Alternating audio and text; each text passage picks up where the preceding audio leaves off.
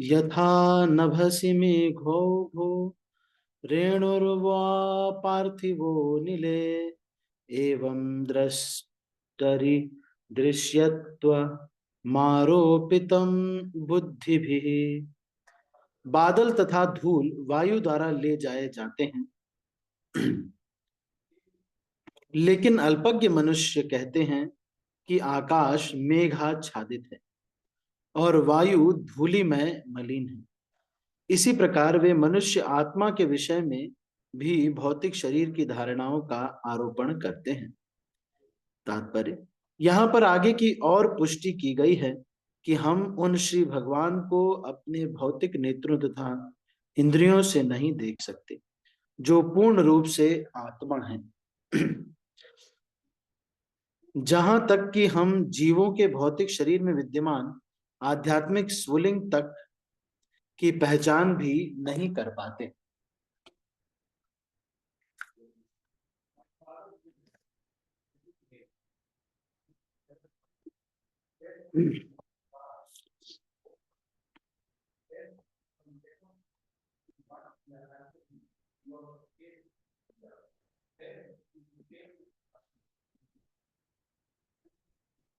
ठीक है, हम शरीर के बाह्य आवरण या जीव के सूक्ष्म मन की तलाश तो करते हैं, लेकिन हम शरीर के भीतर का आध्यात्मिक स्फुलिंग नहीं देख पाते। अतएव हमें जीव के स्थूल शरीर की उपस्थिति के कारण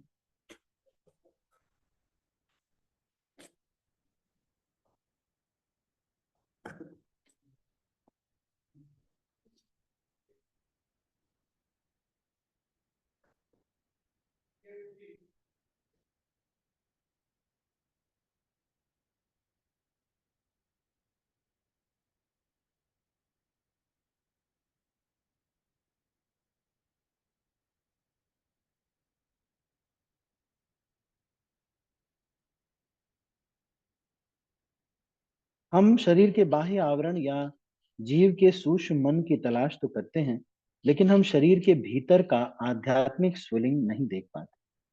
अतएव हमें जीव के स्थूल शरीर की उपस्थिति के कारण जीव की उपस- उपस्थिति स्वीकार करनी पड़ती है।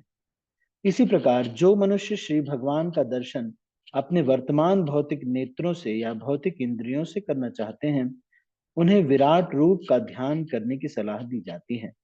उदाहरणार्थ, जब कोई व्यक्ति अपनी कार में बैठकर कहीं जाता है जिसे आसानी से देखा जा सकता है, तो उस कार की पहचान उसमें बैठे व्यक्ति से की जाती है। जब राष्ट्रपति अपनी विशिष्ट कार में बैठकर कहीं जाता है, तो हम कहते हैं वह रहा राष्ट्रपति। उस समय हम कार की पहचान राष्ट्रपति के साथ करते हैं। इसी प्रकार उन अल्पज्ञ व्यक्तियों को जो बिना जरूरी योग्यता के ईश्वर का तुरंत दर्शन करना चाहते हैं, उन्हें ऐसा दिखाया जाता है कि विशालकाय भौतिक ब्रह्मांड श्री भगवान का रूप है। यद्यपि श्री भगवान अंदर तथा बाहर सर्वत्र हैं। इस प्रसंग में आकाश के बादल तथा प्रकाश आकाश की नीलिमा का उदाहरण लिया जा सकता है। यद्यपि आकाश की नीलिमा या आकाश भिन्न है, किंतु हम आकाश के रंग को नीला समझते हैं, परंतु यह तो केवल अल्पज्ञ की सामान्य धारणा है। तो मुख्यतः यहाँ पर विराट रूप को समझने के लिए भगवान की जो भौतिक नेत्रों से विराट रूप का दर्शन कर रहे हैं, मतलब स्थूल शरीर एक तरह से भगवान का, जिसमें सारी शक्तियां हैं, तो उसको देख करके वो, जैसे कार में बैठा हुआ व्यक्ति से कभी कहा जाता है कि डायरेक्टर साहब की गाड़ी खड़ी है। हम्म, या फिर बस थोड़ी देर में डायरेक्टर साहब, वो देखो डायरेक्टर साहब जा रहे हैं, डायरेक्टर साहब की कार जा रही है लेकिन कह रहे हैं डायरेक्टर साहब जा रहे हैं। अगला श्लोक 32। अतः परम अतः परम यदव्यक्तम व्यूढ़ गुण हितम अदृष्टाश्रुत वस्तु स्वात् वात्स जीवो यत पुनर्भवम। अतः परम यत् अव्यक्त अव्यूढ़ गुण बृंहितम अदृष्ट अश्रुत वस्तुत्वात् सह जीवः यत् पुनः भवः। रूप की इस स्थूल अवधारणा से परे रूप की एक अन्य सूक्ष्म धारणा है। इसका कोई औपचारिक आकार नहीं होता, जो अनदेखा, अनसुना और अव्यक्त होता है। जीव का रूप इस सूक्ष्मता से परे है, अन्यथा वह बारंबार जन्म नहीं ले सकता था। जिस प्रकार स्थूल दृश्य जगत को भगवान का विराट शरीर माना जाता है, उसी प्रकार सूक्ष्म शरीर का भी की भी धारणा है, जिसे न तो देखा जा सकता है, सुना या प्रकट किया जा सकता है। लेकिन वस्तुतः शरीर की ये समस्त स्थूल या सूक्ष्म अवधारणाएं जीवों से संबंधित होती हैं। जीव का अपना आध्यात्मिक रूप होता है, जो इस स्थूल भौतिक या सूक्ष्म मनोवैज्ञानिक अस्तित्व से परे होता है। जैसे ही जीव इस दृश्य स्थूल शरीर को त्याग देता है, वैसे ही स्थूल शरीर तथा मनोवैज्ञानिक क्रियाएं काम करना बंद कर देती हैं। वस्तुतः हम कहते हैं कि जीव चला गया, क्योंकि वह न तो दिखता है, न ही सुनाई देता है। जहां तक कि जब जीव प्रगाढ़ निद्रा में होता है, तब भी स्थूल शरीर कार्य नहीं करता। तो हम यह जानते हैं कि श्वास लेने के कारण वह शरीर के भीतर। अतएव जीव के देह से चले जाने का यह अर्थ कदापि नहीं होता कि जीवात्मा का अस्तित्व ही नहीं है। वह यही होता है, अन्यथा वह पुनः पुनः जन्म कैसे ले पाता। निष्कर्ष यह है कि श्री भगवान अपने दिव्य रूप में नित्य विद्यमान रहते हैं, जो जीव के समान न तो स्थूल है न सूक्ष्म। उनके शरीर की तुलना कभी भी जीव के स्थूल या सूक्ष्म शरीरों से नहीं की जा सकती। ईश्वर के शरीर की ऐसी समस्त अवधारणाएं कल्पनाएं हैं, काल्पनिक हैं। जीव का अपना सनातन आध्यात्मिक रूप होता है, जो उसके भौतिक कल्मश के कारण ही बद्ध रहता है।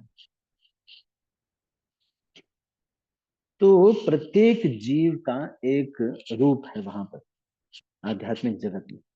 यहाँ पर तो अभी ये कह रहे जीव का अपना सनातन आध्यात्मिक रूप होता है, जो कि भौतिक कल्मश के कारण ही बद्ध रहता है।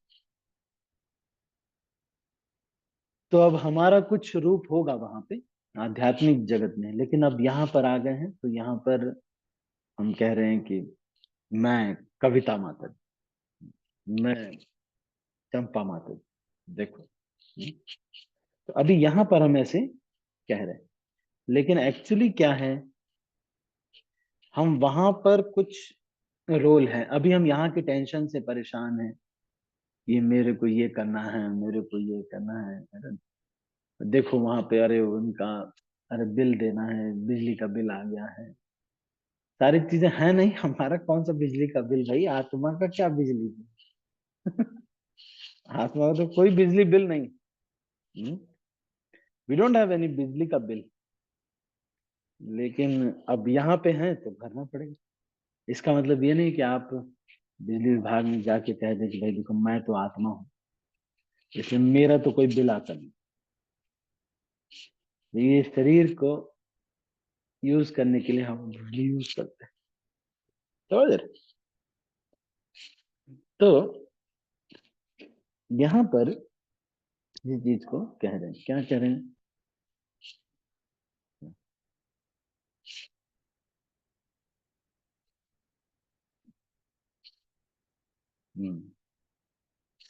तो they are saying,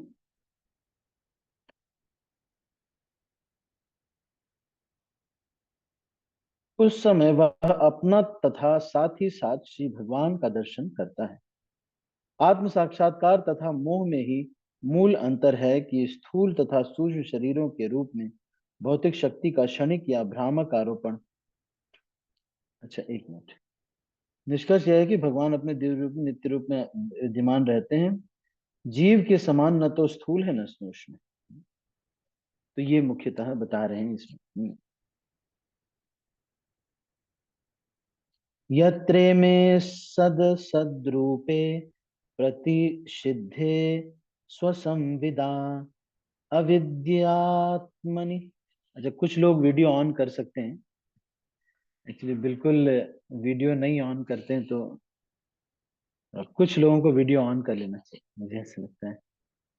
if you are comfortable, अगर आप ऐसे जगह पे बैठे हुए हैं प्रॉपर, तो आप वीडियो ऑन कर सकते हैं।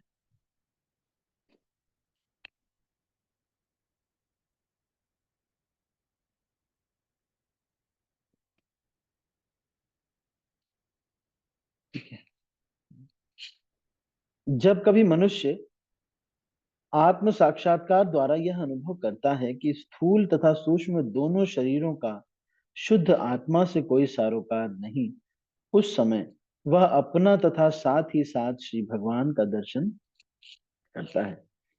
आत्म साक्षात्कार तथा मोह में यही मूल अंतर है कि स्थूल तथा सूक्ष्म शरीरों के रूप में भौतिक शक्ति का क्षणिक या भ्रामक आरोपण आत्मा के बाह्य आवरण है।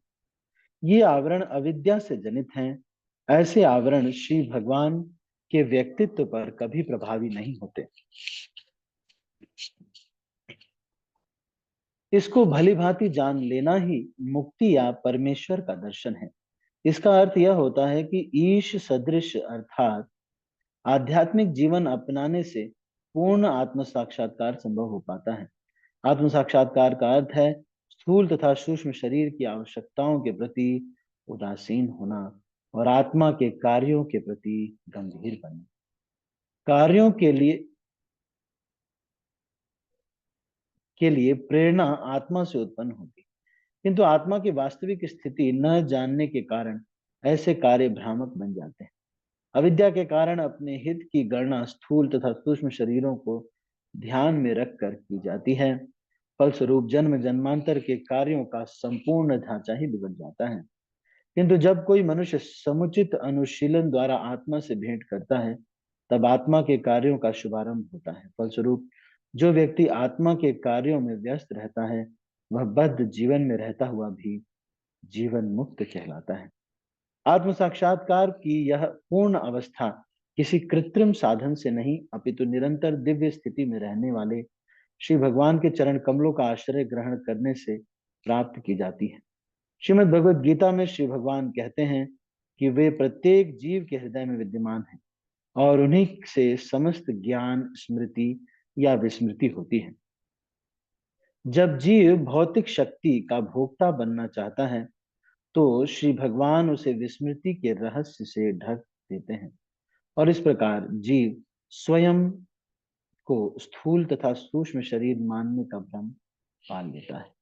और जब दिव्य ज्ञान के अनुशीलन द्वारा जीव विस्मृति के पाश से छूटने हेतु श्री भगवान से प्रार्थना करता है, तो श्री भगवान अपनी अहेतु की कृपा से जीव के मोह जनित आवरण को हटा देते हैं और वह स्व की अनुभूति करने लगता है। फिर वह बद्ध जीवन से छूटकर अपनी शाश्वत वैधानिक स्थिति में स्वयं को श्री भगवान की सेवा में लगा लेता है। जब यह सब श्री भगवान की बहिरंगी शक्ति द्वारा या साक्षात अंतरंगी शक्ति के द्वारा संपन्न किया जाता है। यद्येषो परता देवी माया वैशारदी मतिः संपन्न एवेति विदुर्महिम्नि स्वे महीयते। यदि माया का शमन हो जाता है और यदि भगवत कृपा से जीव ज्ञान से संपन्न हो जाता है, तो उसे तुरंत आत्म साक्षात्कार का प्रकाश प्राप्त होता है और वह अपनी महिमा में प्रतिष्ठित हो जाता है। चूंकि श्री भगवान परम ब्रह्म हैं, अतएव उनके रूप, नाम, लीलाएं, गुण, पार्षद तथा शक्तियां उनसे अभिन्न हैं। उनकी दिव्य शक्ति उनकी शक्ति सर्वशक्तिमत्ता के अनुसार कार्य करती है। वही शक्ति उनकी अंतरंगी, बहिरंगी तथा तटस्थ शक्तियों के रूप में कार्य करती है और वे अपनी सर्वशक्तिमत्ता के कारण इन तीनों शक्तियों में से किसी के भी द्वारा कुछ भी कर सकते हैं। वे अपनी इच्छा अनुसार बहिरंगी शक्ति को अंतरंगी शक्ति में बदल सकते हैं। इसीलिए भगवत कृपा से वह बहिरंगी शक्ति जो उसके इच्छुक जीवों को मोहने के काम में प्रयुक्त की जाती है, श्री भगवान की इच्छा से बद्ध जीव के पश्चाताप तथा तपस्या के अनुपात में शमित होती है। फिर यही शक्ति शुद्ध हुए जीव को आत्म साक्षात्कार के पथ पर अग्रसर होने में सहायक बनती। इस प्रसंग में विद्युत शक्ति का दृष्टांत उपयुक्त होता होगा। निपुण विद्युत कर्मी एक ही विद्युत शक्ति से केवल सम्मंजन द्वारा गर्म करने तथा ठंडा करने हेतु काम में ला सकता है। इसी प्रकार बहिरंगा शक्ति जो जीव की मोहग्रस्त करके उसे बारंबार जन्म मृत्यु के चक्र में डालती है, भगवत कृपा से अंतरंगी शक्ति में परिणत होकर जीव को शाश्वत जीवन प्रदान करती है। जब श्री भगवान जीव पर ऐसी कृपा करते हैं तब वह अपनी उपयुक्त स्वाभाविक स्थिति प्राप्त करके शाश्वत आध्यात्मिक जीवन का आनंद लेता है। एवं जन्मनि कर्माणि ह्यकर्तुर्जनस्य च वर्णयन्ति स्म कवयो वेद गुह्यानि हृत्पर्पते। इस प्रकार विद्वान पुरुष उस अजन्मा तथा अकर्ता के जन्मों तथा कर्मों का वर्णन करते हैं जो वैदिक साहित्य में भी दुर्लभ है। वे हृदय के स्वामी। तात्पर्य, श्री भगवान तथा जीव दोनों ही मूल रूप से आध्यात्मिक है, अतएव दोनों ही शाश्वत है और दोनों में से किसी का न तो जन्म होता है न मृत्यु। अंतर इतना ही है कि भगवान के तथाकथित जन्म तथा तिरोधान जीवों से भिन्न होते हैं। जन्म लेकर मरने वाले जीव प्रकृति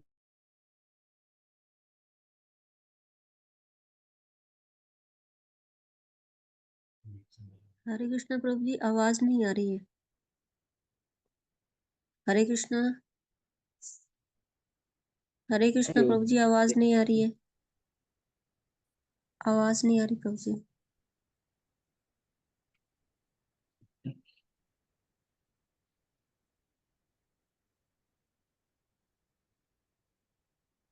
हरे कृष्णा कृष्णा कृष्णा जी हरे आ हरे। रही है प्रभु जी।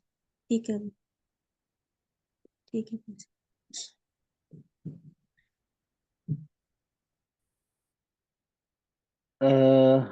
तथाकथित श्रीमद् भगवत गीता में श्री भगवान ने कहा है कि भौतिक जगत में उनके तथाकथित जन्म तथा कर्म सब दिव्य हैं।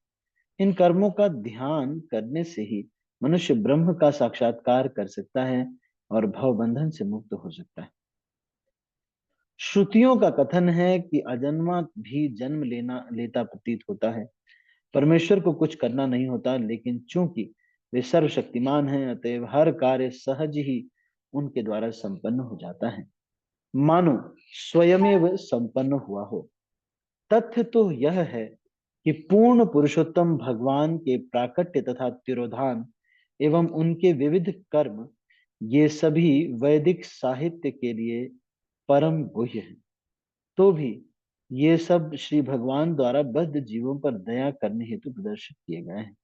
हम श्री भगवान के कर्मों के आख्यानों से लाभ उठाना चाहिए हमें, क्योंकि यह ब्रह्म का ध्यान करने का अत्यंत सुगम और रुचिकर तरीका है।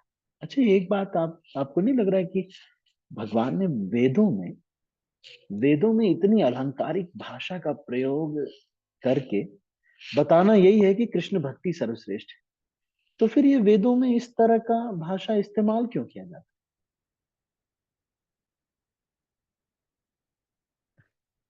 कोई बता सकते हैं? कोई बता सकते हैं? अगर मतलब आप इतनी इतनी वेद शास्त्र इसीलिए तो लिख रहे हैं भगवान की मुझे जान, जब अपने को ही जनवाना है ऐसे कुछ, भाई जब जनवाना ही है तो ढंग से जनवा दीजिए। आपको क्या लगता है? सीधा नहीं, क्या सीधा कह नहीं देना चाहिए मनोज प्रभु? यस प्रभु। हरे कृष्ण प्रभु जी।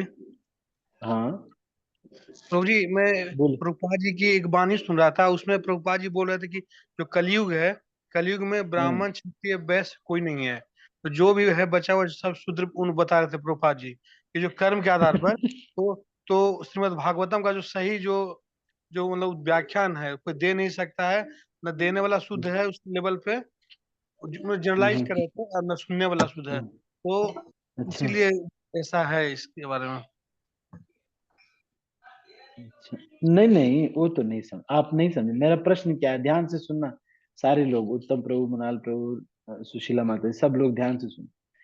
क्या कह रहे हैं कि भाई यहाँ पे कह रहे हैं कि वेदों में क्या है, वैदिक साहित्य में परम गुह्य ये बहुत सारी चीजें लिखी हुई हैं। और फिर जानना तो है ही, लेकिन वेदों में जो वर्णन है वो इतना कॉम्प्लेक्स, ऐसा इतना ज्यादा वर्णन है, तो फिर एकदम डायरेक्ट वो भगवान की भक्ति ही क्यों नहीं बता देते हैं? हरे कृष्णा प्रभु जी। जैसे कि हाँ बताया मतलब गया कि लिफ्ट से जाए तो अपन डायरेक्ट भगवान तक पहुंच सकते हैं, और वाई वाई सीढ़ी से गए तो धीरे धीरे जैसा अपनी योनि के श्रेणी के अनुसार मनुष्य आगे बढ़ सकता है ना, जैसा हठ योग, कर्म योग, सांख्य योग, उसके द्वारा धीरे धीरे हम्म। वैदिक साहित्य आगे बढ़ते बढ़ते वो आगे बढ़ेगा। तो सब तरह से रास्ता जाता है भगवान के लिए। तो मेरे को यही समझ में आया। हरे कृष्णा कविता प्रभु। माता जी, एक मिनट मनोज, आपने एक बार बोल दिया। कविता माता जी, आपने हैंड रेज किया था। हरे कृष्ण प्रभु जी, दंडवत प्रणाम करेंगे। धन्यवाद, प्रणाम। हाँ बोलिए। जो कि अलंकारमयी भाषा उन्हें आकर्षित करेगी जो कुछ नहीं करना चाहते हैं, जो समझना ही नहीं चाहते हैं भगवान क्या है। तो भगवान ने एक अवसर दिया है उन्हें कि ये अलंकारमयी भाषा सुन के समझ के वो कुछ ना कुछ करे और मुझ तक पहुंचे। Thank you so much. तो इस तरह का जो, जैसे ये बता रहे आप मनोज ब्रो, और कुछ कहना चाह रहे थे? प्रभु जी, हर व्यक्ति का जो स्वभाव है सत्वगुण, तमोगुण और रजोगुण का आधार पर बना है। तो भगवान ने, और हर व्यक्ति जो है भक्ति का अधिकारी है, अपीछे दुराचार हो। तो भगवान ने सबके लिए व्यवस्था किया है कि जो भी आना चाहता है मेरे पास, तो हर तरह का वो ज्ञान वहां दिया है। जो जिस योग्यता के अनुसार सुटेबल है वो उसको ग्रहण कर सकता है। क्या? तो वेदों में बहुत सारी चीजें इसलिए दी हुई हैं कि हर व्यक्ति भगवान को पाना चाहता कहाँ। भाई तो जो लोग नहीं चाहते या नास्तिक हैं, वो लोग, अब जैसे जाकिर नाइक जैसे लोग भी पढ़ लेंगे। तो वेदों को ऐसा बनाया ही गया है, भगवत गीता को भी ऐसा बनाया ही गया है कि जो जिस पर्पज से आएगा उसको वो मिल जाए, और वही चीज वो ग्रहण करके वही चीज समझ जाएगा। तो वैदिक जो ग्रंथ है, वैदिक शास्त्र है, कितना ऐसा वैज्ञानिक तरीके से बनाया है। भगवान ने ऐसा लिखा है कि जो पढ़ता है उसको अपने स्वार्थ की चीज मिल जाती है, और वो कहता है कि ये तो यही है, और वो पूरा विश्वास हो जाता है कि ये भगवत गीता से लिखा हुआ है। लेकिन भगवत गीता है भक्तों के लिए, भक्तों, ये भक्त बनाने के लिए। लेकिन बहुत सारे लोग पढ़ के उससे कुछ और ही निष्कर्ष निकाल लेते। तो वैदिक ज्ञान को या भगवान के ज्ञान को गुह्य रखने का एक बहुत बढ़िया तरीका है ये। तो हमें भगवान के कर्मों के लीलाओं से लाभ उठाना चाहिए, क्योंकि यह ब्रह्म का ध्यान करने का अत्यंत सुगम और रुचिकर तरीका है। तो भगवान की जो लीलाएं हैं उसको हमको श्रवण करना चाहिए। तो ये यहाँ पर यही कह रहे हैं कि वेदों से, ये सभी वैदिक साहित्य के लिए परम गुह्य है। अभी वहां पर ये सब समझ में किसी को नहीं आता है।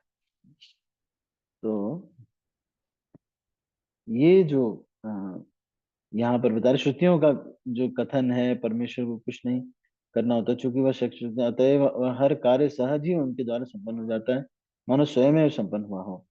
तथ्य तो यह है कि पूर्ण पुरुषोत्तम भगवान के प्राकट्य तथा तिरोधान एवं उनके विविध कर्म, ये सभी वैदिक साहित्य के लिए भी परम गुह्य हैं। तो वैदिक ग्रंथ लिखा तो गया है, पढ़ के भी लोग कहेंगे कि नहीं, भगवान निराकार नहीं, ऐसे कुछ कुछ भगवान के बारे में बोलेंगे। ठीक है। तो इस तरह से हमको ये समझ में आता है कि ये जो है श्री भगवान के जो कर्म है वो दिव्य हैं। ये वैदिक ग्रंथों में लिखा गया है, लेकिन इस तरह से छद्म तरीके से लिखा गया है कि जो उसको लेने जाएगा वही मिलेगा। बाकी लोग जो भौतिक चीजें प्राप्त करना चाहते हैं उनको वो मिल जाती है वेदों में। जैसे तंत्र ज्ञान है, इतना शक्तिशाली है तंत्र शक्ति। मैंने एक देखा कि अगर, तो महेश्वर तंत्र नाम का एक ग्रंथ है, वो बता रहे थे कि मारण प्रयोग एक होता है। हमारे एक भक्त के बता रहे थे कि उनके वहां पर कहीं गांव में ऐसे हुआ, किसी ने वो तंत्र का प्रयोग इतना शक्तिशाली था कि पिताजी से झगड़ा हुआ, उन्होंने तंत्र का प्रयोग किया, घर आते आते पिताजी जो है डेथ हो गई। तो ये बहुत, इतना वैदिक जो मंत्रोच्चार है, वैदिक जो चीज है, वो इतना शक्तिशाली है। तो अभी हमारे माता जी के घर पे मैंने नरसिंह यज्ञ किया। मैं देख रहा था उनके घर पे क्या किया था, किसी ने नारियल में काला धागा वगैरह बांध करके इनकी छत पे डाल दिया था, उसमें पूजा वगैरह करके। उसने सोचा कि ये कोई और है, उसके घर पे बांधना था और इन्होंने इनके घर पे बांध दिया गलती से। पर मैं ये कह रहा हूँ कि उसके वजह से इनको नेगेटिव वाइब्रेशन काफी अनुभव हो रहे थे।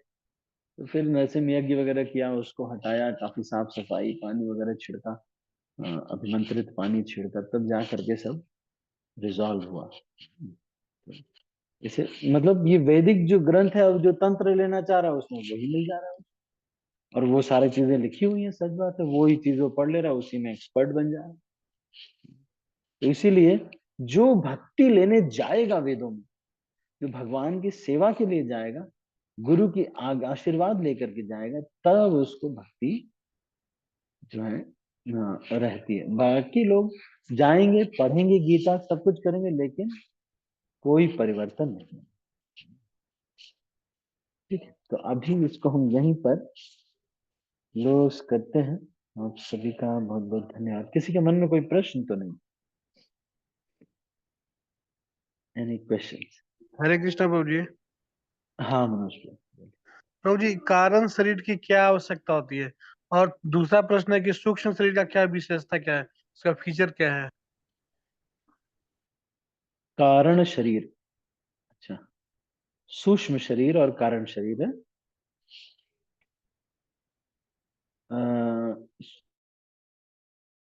अहंकार और चित्त का बना हुआ सूक्ष्म शरीर होता है। मन में सारे डेटा फीड रहता है, कैसे अनुभव, क्या क्या अनुभव। बुद्धि वो विवेक शक्ति है, सही गलत का फैसला। अहंकार ईगो, मन बुद्धि अहंकार। और चित्त में सारे इंप्रेशंस रहते हैं, ये क्या अच्छा है क्या बुरा, उसका इंप्रेशन रहता है, रजिस्ट्री है। ठीक है। अब अ, जो कारण शरीर के बारे में कह रही है, टर्मिनोलॉजी है, मैं एक बार इसको देख लेता हूँ कहाँ कहाँ इसका प्रयोग हुआ है भगवान ने।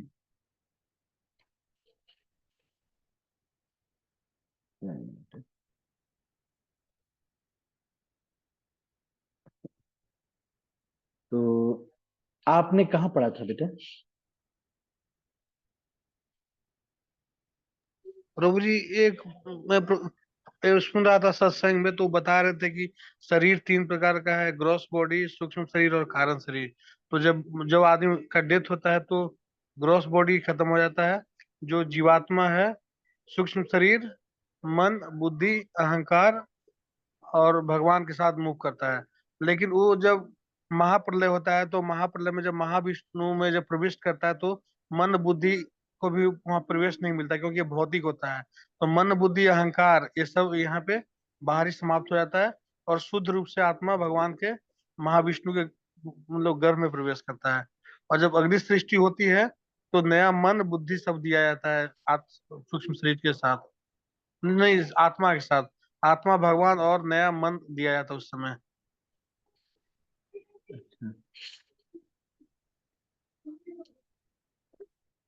अच्छा, कारण शरीर।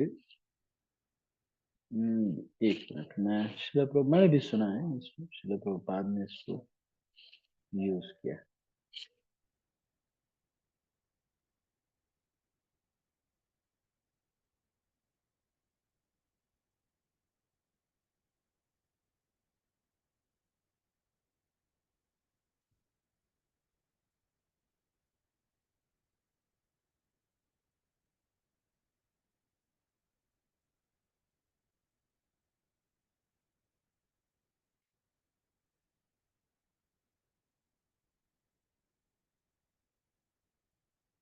कारण शरीर तो वैसे एक तरह से सूक्ष्म शरीर ही है, लेकिन सूक्ष्म शरीर का बीज रूप ऐसे बोल रहे हैं यहाँ पर। तो दिस इज चैतन्य चरण प्रभु ऐसा कह रहा है।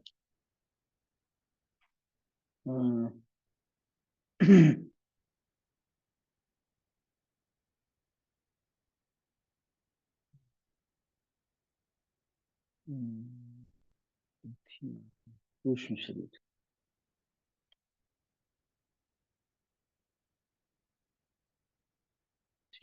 तो ये डिस्क्रिमिनेट, वो ये कह रहे हैं कि सीड ऑफ द कारण शरीर, पर ऐसे नहीं है, तो तीन ही दो ही शरीर हैं, है ना, और स्थूल शरीर, सूक्ष्म शरीर, दैट इज सटल बॉडी। यहाँ पे एक तो स्थूल शरीर बोल रहे हैं, सूक्ष्म शरीर, फिर कह रहे हैं कारण शरीर जो है, it's a type of subtle body which stores our past and present karmas. Every life we get a new sthul sushma sharir, but this current sharir has been long with us since time immemorial. Only when a jiva performs intense unalloyed bhakti of Lord Krishna does he get freed from this current sharir and goes back to Godhead. तो एक तरह से ये यहाँ पे कारण शरीर को वर्ड यूज कर रहे हैं, पर जनरली शिल प्रभुपाद ने कारण शरीर का वर्ड यूज नहीं यूज किया है, सूक्ष्म शरीर, स्थूल शरीर ये यूज किया है। सूक्ष्म शरीर में ही ये डेटा भी रहता है। ये किसका बना होता है सूक्ष्म शरीर? Subtle and hence invisible body made of invisible senses and antahkaran, that is mind, intelligence, चित्त and ego. तो ये सूक्ष्म शरीर होता है।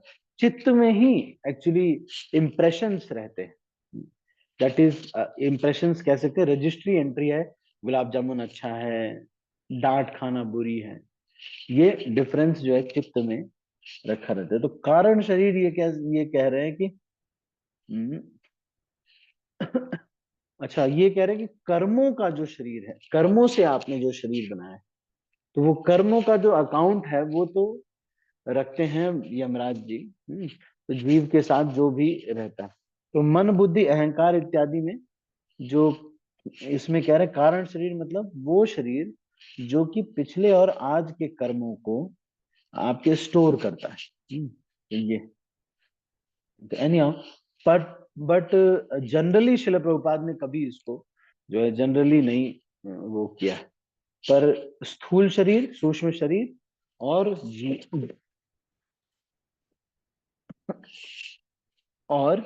जीव स्वयं, यही मुख्यतः बताया गया है।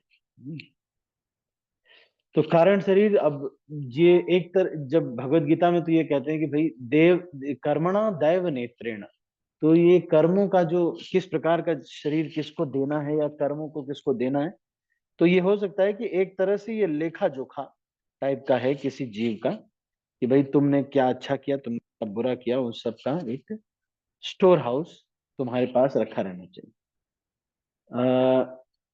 मनोज प्रभु, वाज इट लिटिल क्लियर, थोड़ा बहुत क्लियर हुआ? जी है ना? प्रभु जी।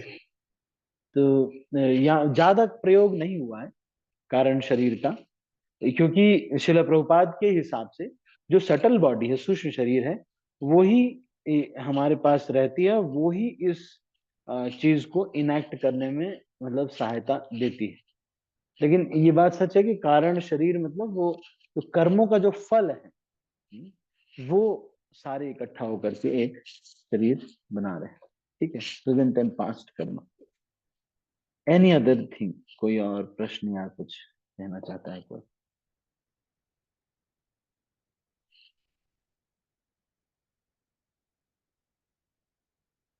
ठीक है, तो अभी इसको हम यहीं पर समाप्त करते हैं। आज हम कोई होमवर्क नहीं दे रहे हैं, कोई श्लोक नहीं याद करना है, और कल से थोड़ा सा मैं कोशिश करूंगा शाम को जो या सुबह को, मैं अगर ट्रैवल नहीं कर रहा तो मैं कुछ दिन के लिए ट्रैवल करूंगा।